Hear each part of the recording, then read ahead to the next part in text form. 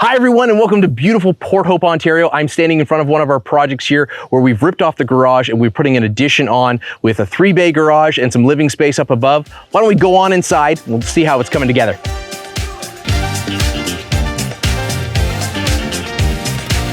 So I'm standing here in the 3-bay garage, which is directly below all the new habitable space that we've created up above. As you can see, we have a door going out the back so that the client can take all of his fun toys, his ATVs, as well as his ride-on lawnmower out the back for easy access. We've got a man door out the side over there as well too. And then through the center here, you can see that our floor system has all been constructed out of conventional lumber. Not our original plan. The original plan was supposed to be a TJI system, but with COVID restrictions, we were kind of limited as to what we could get for material. So we decided that instead of putting a single steel beam in, we put 2 in, and that way we could go to a 2x12, 16-inch on center, and allow for this great little dropped area between the beams for all of our utilities. So it wasn't the original plan. The original plan was to have a bulkhead that was going to be separated here in the center around one steel beam, but now we have one central section where all our utilities can run and be insulated. And then we have a higher 12-foot ceiling at the front and a 12-foot high ceiling at the back. And then out the front here, we've got our beautiful 3-bay garage. And then all of the parking has a drain centralized. So all of the snow and rainwater can be drained away from here. So we keep a nice clean floor down here.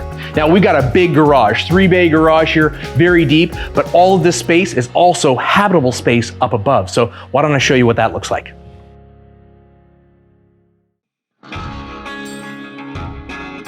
So you can see that we still have some electrical here on the wall, but eventually these are going to be moved to allow for a doorway to pass right through into the existing house.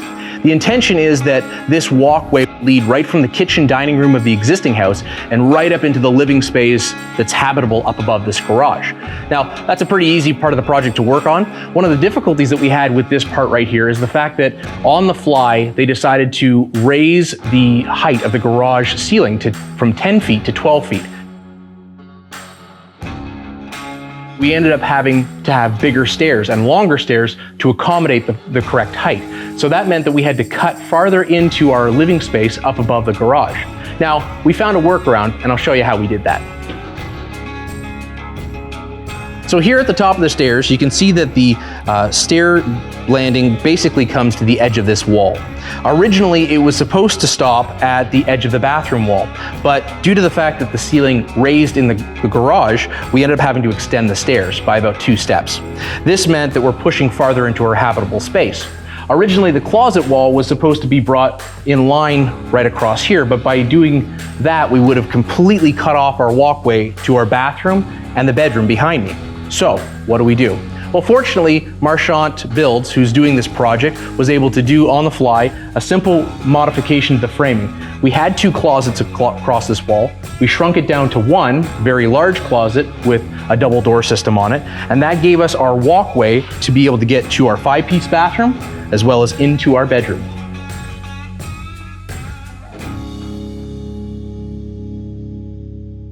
Who doesn't want a walk-in pantry in their kitchenette? And that's exactly what we're looking at in this habitable space. In front of me, we have the kitchen area that is gonna have its sink and stove and refrigerator. And I'm standing right now in the walk-in pantry. Now, originally this wasn't going to be as large as it is now, but because it's directly over top of the stairs and we had more head height clearance, we were able to extend the floor system and still not impede the head height clearance and increase the size of our pantry, which is great for the client.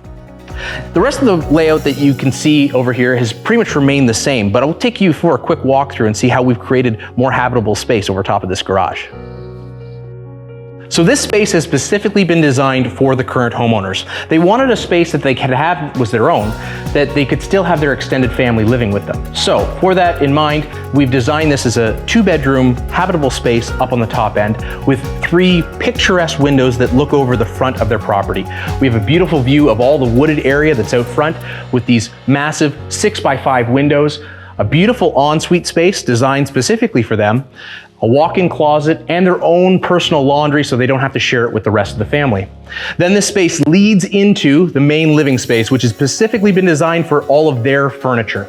We also have an additional bedroom in case they happen to have guests over and that they don't have to take up more space of the main body of the house.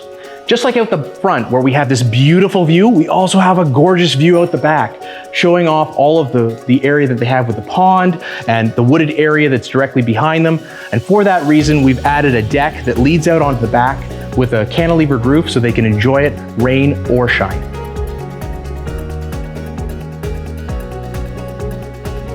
Well, I hope you enjoyed our walkthrough of the Pelmo Park project. Special thanks to Zach from Marchant Builds for allowing us to come on site today and do a walkthrough of the project. We will be doing more updates as time goes on, so keep watching and look forward to seeing you on the next one.